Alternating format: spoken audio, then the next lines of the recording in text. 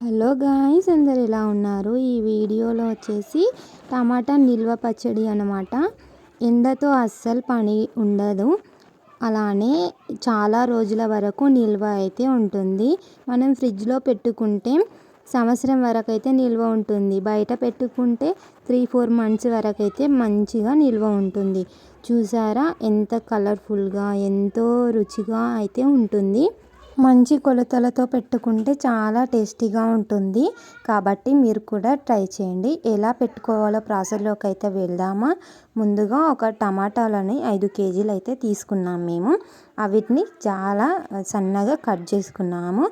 అలా కట్ చేసుకున్న తర్వాత అది బాగా మగ్గాలి కాబట్టి మేమైతే కట్టెల పైన ఒక కడాయి పెట్టుకొని టమాటాలను అయితే ఉడికించడం అయితే మొదలుపెట్టాం. అలా చాలాసేపు అయితే ఉడికిందనమాట. అది అంటే అందులో వాటర్ అయితే ఉంటాయి కదా, ఆ వాటర్తోనే ఆ టమాటా అయితే ఉడుకుతుంది. చూసారా ఎంతవరకు అయితే ఉడికిందో, గుజ్జులాకైతే అది కావాలి. అలా ఉడికిన తర్వాత మనం ధనియాలు, మెంతులు, జీలకర్రను అయితే పొడి చేసుకొని అయితే మనం ఒక దాంట్లో అయితే వేసుకోవాలి. అంటే దాన్ని సన్నగా అయితే పొడి చేసుకోవాలి. ఇలా పొడిని అందులో వేసుకుంటే చాలా టేస్టీగా ఉంటుంది కాబట్టి అలా వేసుకోవాలి. తర్వాత కొద్దిగా పసుపునైతే వేసుకోవాలి. మనం పొడులు అనేటివి అన్నీ సమాన కొలతలతో అయితే తీసుకోవాలి. పసుపు కూడా మనకు తగినంత మాత్రమే మనం వేసుకోవాలి. ఇలా వేసుకున్న తర్వాత అందులోకే కొద్దిగా కారం పొడిని అయితే వేసుకోవాలి. అలా కారం పొడి వేసుకున్న తర్వాత అందులోకి సాల్ట్ని అయితే వేసుకోవాలి తగినంత. అంటే మీరు ఎంత క్వాంటిటీలో తీసుకుంటారో అంత. అలా తీసుకున్న తర్వాత కొద్దిగా మనం అవన్నీ వేసుకున్నాం కదా, వాటిని అయితే బాగా కలుపుకోవాలన్నమాట. అంటే మొత్తం అనేది అవన్నీ మిక్స్ కావాలి. అలా మిక్స్ అయినంత వరకు అయితే మనం బాగా కలుపుకోవాలి. చూసారా ఎలా మిక్స్ చేసుకుంటున్నానో, అలా అంతవరకు అయితే మనం మిక్స్ చేసుకోవాలి. ఇవన్నిటిని ఎందుకు వేసుకుంటారంటే టేస్ట్ అనేది చాలా బాగుంటుంది. అలానే వాటిని ఎక్కువ రోజులు నిల్వ ఉండేటట్టు చేస్తుంది పచ్చడిని. కాబట్టి ఈ పొడిలను అయితే ఇందులో అయితే వేసుకుంటారు. అలా వేసుకోవాలి కూడా. ఇలా చేసిన తర్వాత ఒక కడాయి పెట్టుకొని అందులోకి ఆయిల్ అయితే వేసుకోవాలి. ఆయిల్ కొంచెం మనకు తగిన క్వాంటిటీలో అయితే తీసుకోవాలి. ఆయిల్ని తీసుకున్న తర్వాత వేడి అయితే కావాలి ఆయిల్.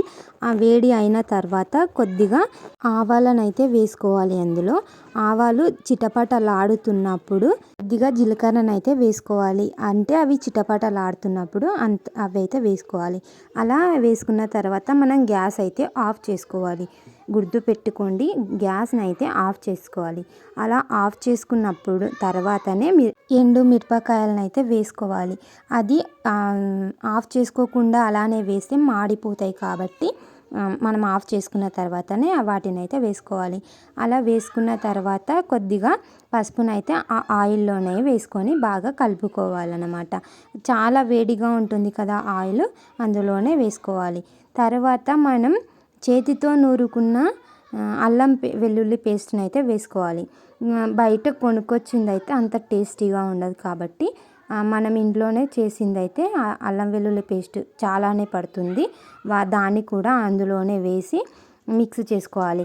అంటే గ్యాస్ ఆఫ్ చేసిన తర్వాత ఆయిల్ అనేది ఎక్కువ వేడిగా ఉంటుంది కదా, అందులోనే మనం దాన్ని అయితే వేసుకొని బాగా ఉడకనివ్వాలి. అది అంటే మనం తర్వాత ఎలా ఉడుకుతుందని మీరు అనుకోవచ్చు. ఆయిల్ వేడిగా ఉంటుంది కాబట్టి అది ఉడుకుతుంది. కాబట్టి గ్యాస్ ఆఫ్ చేసిన తర్వాతనే అది వేసుకోవాలి మనం. అలా పోపును రెడీ చేసుకున్న తర్వాత మనం ముందుగా కలిపి పెట్టుకున్న మిశ్రమం అనేది ఉంది కదా, అందులో ఇదైతే వేసుకోవాలి. ఈ పోపునైతే వేసుకొని బాగా కలుపుకోవాలన్నమాట. అది మొత్తం ఉండలు అనేది ఉండకుండా మొత్తం కలిసేలా అయితే కలుపుకోవాలి. మనం స్పూన్తోని బాగా కలుపుకోవాలి. చూసారా, అది అందులో మీరు ఆయిల్ లేదు కదా అని అనుకోవచ్చు, కానీ ఆయిల్ తర్వాత అదే వస్తుంది కాబట్టి ఆయిల్ అయితే మళ్ళీ వేసుకోకూడదు మీరు. ఓకేనా? చూడండి, ఆయిల్ అనేది మనం కలుపుతుంటే అది బయటికి వస్తూనే ఉంటుంది.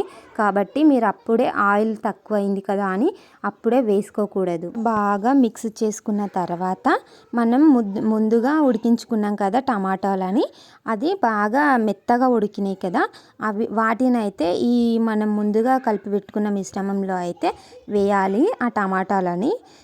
వాటిని వేసి బాగా కలుపుకోవాలన్నమాట. ఎంత కలుపుకోవాలంటే మొత్తం మిక్స్ కావాలి అది. మొత్తం మిక్స్ కావాలంటే ఆ స్పూన్తోని మనం కలిపితే మిక్స్ కాదు కాబట్టి మనం చేతి పెట్టి అయితే కలుపుకోవాలి.